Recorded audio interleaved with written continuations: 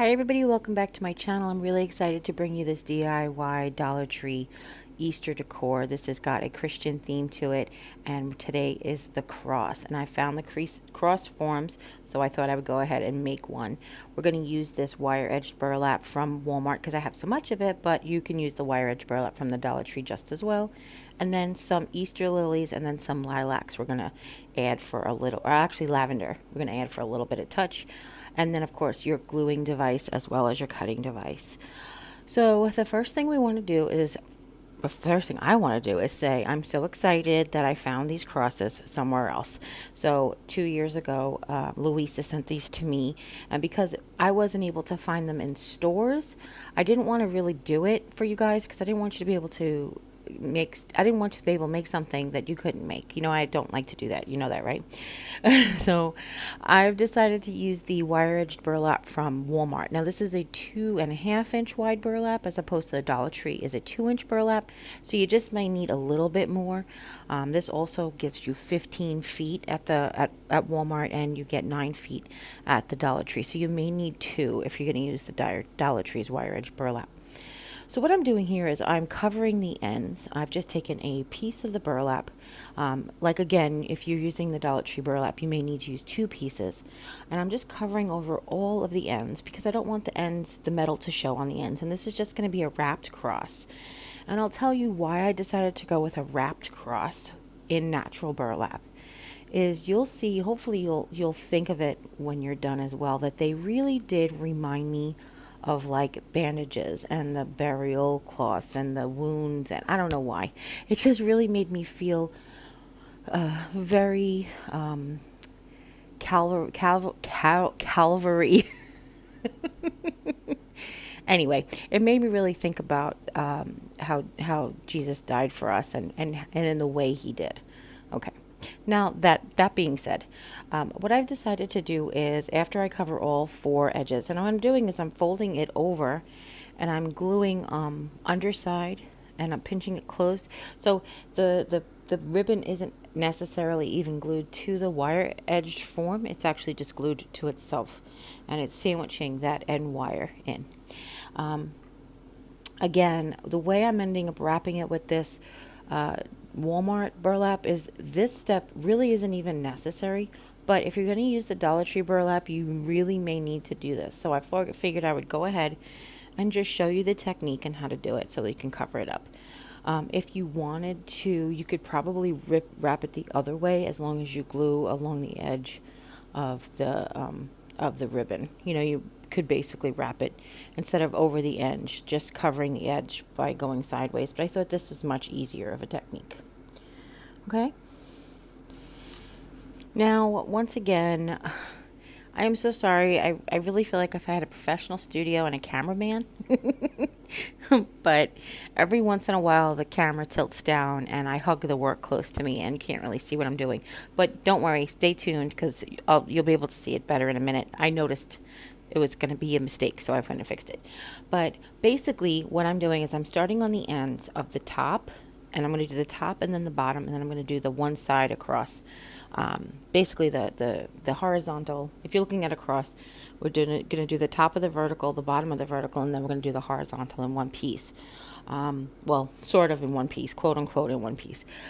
So what I'm doing is I'm starting with the edge, and I've actually just taken like the extra part of the ribbon. This ribbon is a lot thicker than you get from the Dollar Tree, so you do need to manipulate it a little bit. You need to be a little stronger to manipulate it, but I've just wrapped over the edge, and I've glued along the back, and I've just picked the angle that I want to wrap the ribbon at. If you want it to be thicker, you want them to layer over more. If you want them to be thinner, then you could spread them out a little bit more as well. So the thing that I apologized for is that you can hardly see what I'm doing, but what I have actually decided to do is to cut the ribbon. So to give you an idea, is the centerpiece right here, the ribbon is a little wider, and unless you want to fold it in that corner crease, then you're gonna have to cut it. And if you see here, what I did was I cut the ribbon so that it looked like I continued a piece across, and I actually ended up cutting it off. Now, the reason I didn't just continue it with a piece over it is because I didn't want too much bulk in the middle, even though that's where we're going to put flowers. But I wanted to show you guys this technique in case you don't want flowers on your cross. You may just want a cross that's swagged in material, or you might just want a cross to do something else with. So I wanted to just show you how I'm doing this so that it doesn't have a lot of bulk in the middle. So what I've done is now, starting at the bottom, I've cut the piece of ribbon, as you can see there, a little bit easier. And now we're just going to continue in the same direction with the same layering, so it'll look wrapped from underneath, basically. I know that sounds weird what I'm trying to say. So basically, you look like you're wrapping over on your way down. And we're going to continue that in the same direction of clockwise or over the top to the right. I don't know exactly how you want to describe it, but we're just going to continue to wrap almost like we were continuing with one piece. Again, because this ribbon from Walmart is very, very thick, you do have to manipulate it a little bit more. However, it also does hold its shape really nice. It doesn't want to just spring back. Once I tucked it over the edges of the cross, it stayed, if you know what I'm saying. Okay, we will add some glue to it to make sure that it stays forever, but in the meantime, we're just going to fold over the edges any way that you see fit. It depends on how your ribbon is going to come off for me to give you the technique of how to fold it over in the back. But you just want to keep like a present in mind, like wrapping a present or wrapping cold cuts or a sandwich or something. You just want to make sure that you fold in the sides and then tuck the top in. Okay? And now once I have the horizontal, the vertical done, it's time to do the horizontal. And I decided that I did want to kind of go from left to right, just my personal preference. It will look different if you go left to right or right to left, but that's, again, up to you guys, whatever your preference is. But I'm going to start on the left side, and we're just going to do the same thing. I'm going to wrap the end just like a present before I get started. And then we're just going to continue. Now, I did end up using more than one of these, you'll see, but actually one of them wasn't full. So I think you probably only need the 15 feet with this, but I would go ahead and pick up a second one just because it's going to depend on how tightly you wrap it. Will depend on how much ribbon you're actually going to use, okay? And now the thing we're going to do here that's a little different is when we cross over that middle, we're going to run into the same problem where we're going to have to cut ribbon, but we're going to piece it together so it looks normal. It looks okay. Normal's just a setting in the dryer. So you can see here I've sliced up the corner so that it would wrap evenly and nicely around, basically around the corner. I've cut it off, and now we're going to piece over an extra piece of ribbon, and we're just going to sort of end it almost like it looks like it's, when I'm done, I know I'm going to cover this with flowers, but hopefully you'll get to see it at the end. What it does look like to me is it looks like I somehow wove the horizontal and the vertical together.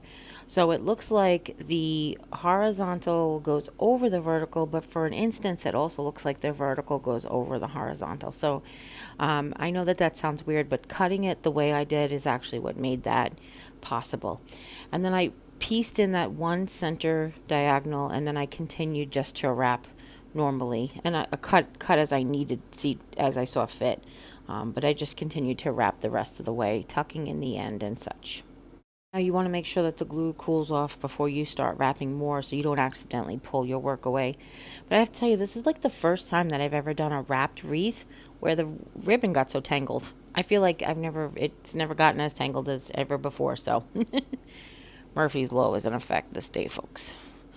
Anyhow, so now we're just going to continue to wrap the rest of the way, and then like I said, we're going to cut the corner pieces so that the ribbon lays nicely without getting bunched up on the ends, in the intersections, and then we're going to wrap the end just the way we did there.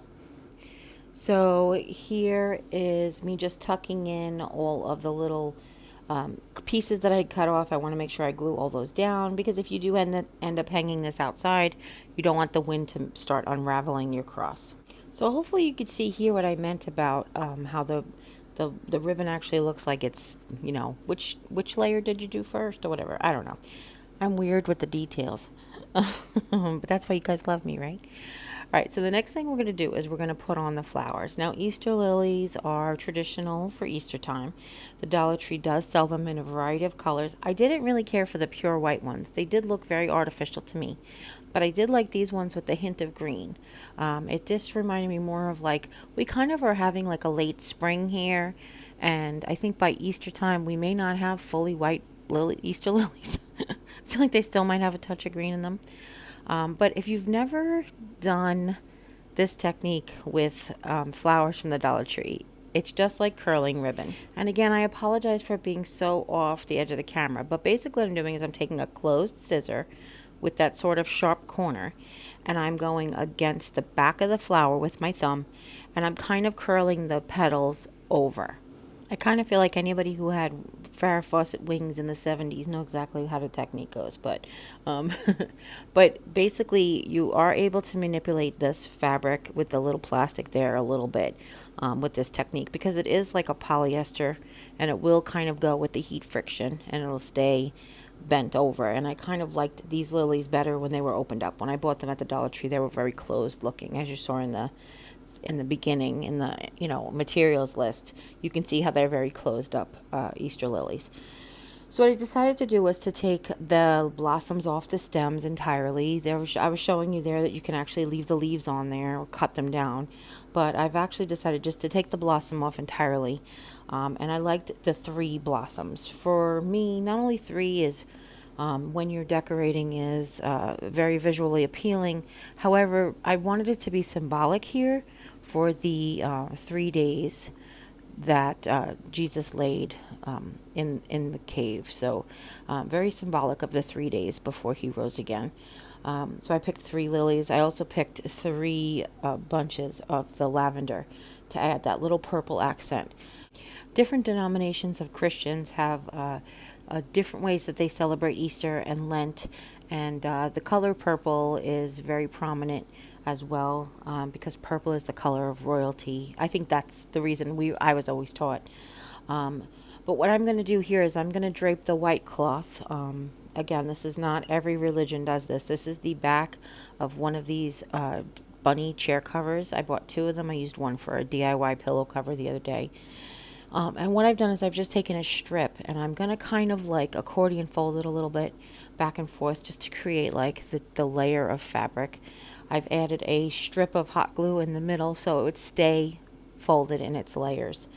And then I'm just going to wrap it around the cross. And honestly, I didn't glue it to the cross for a couple of reasons. First of all, I didn't need to, because the burlap wants to stick to the felt, as I told you again with the pillow decals.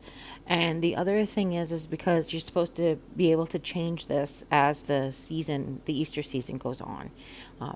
Different denominations do different colors for different times of the year. Okay, so that's it. I added a little tiny loop to the back so that we can hang it. And I really love it. Oh my gosh, guys, I love it so much. If you have any questions at all, please leave them in the comments down below. Don't forget to share this video with friends and family. Anybody who wants to know the techniques of how to wrap or the symbolism or any of that stuff. And if you haven't yet, click subscribe. And when you do, a little bell will pop up. When you ring that bell, YouTube will let you know whenever I upload a new video. And as always, take care, God bless, and we'll see you next time. Bye.